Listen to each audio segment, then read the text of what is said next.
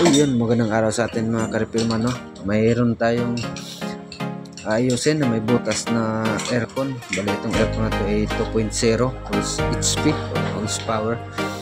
So may leak siya at hindi pa siya naoperahan, kaya yun, pinalitan natin siya ng filter ang makikita dyan sa yung hinihina ko na yan, filter.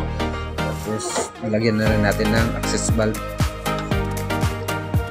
Siguraduhin lang natin mga karipirman na solid yung pagkasolda natin at yung kasama ko, para lahat nga pala kami busy ng ganitong oras.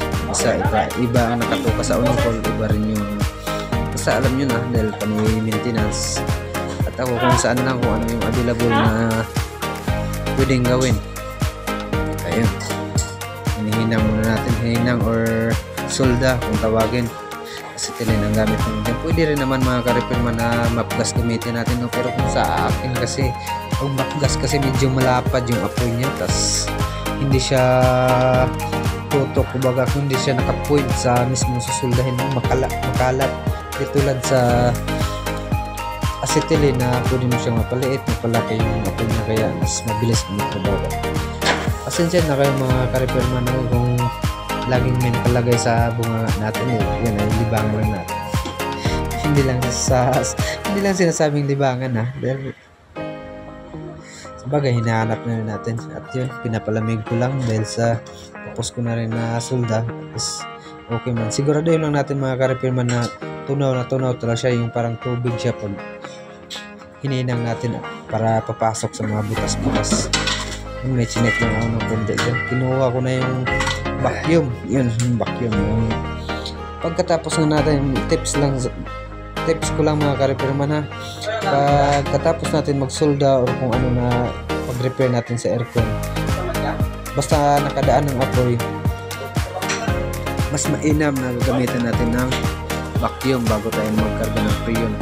Dahil may mga kumbagay ali-alikabok sa loob na yung naluto ng apoy, tapos syempre hindi mo na palabas din, nakasil na, kaya mas mainam na naka-vacuum siya. At least mahigop mo siya, makompress mo siya, empty talaga yung mga piping niya, yung mga tube niya, empty talaga, kahit kunting hangin, walang laman, para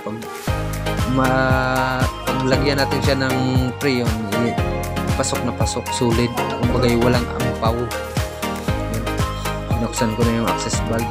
Bali dyan natin ipapasok, dyan tayo magkakarga mga karipirman. Panoorin na natin.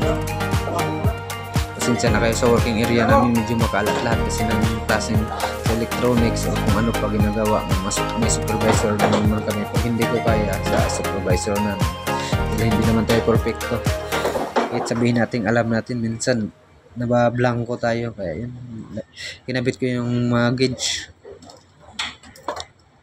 Yun ang gagamitin natin. Mas malakas yan, nasa 500 PSI, dahil 2.0 nasa 150 siya, kung mga 150 PSI lang gamitin natin, sagad na sagad siya.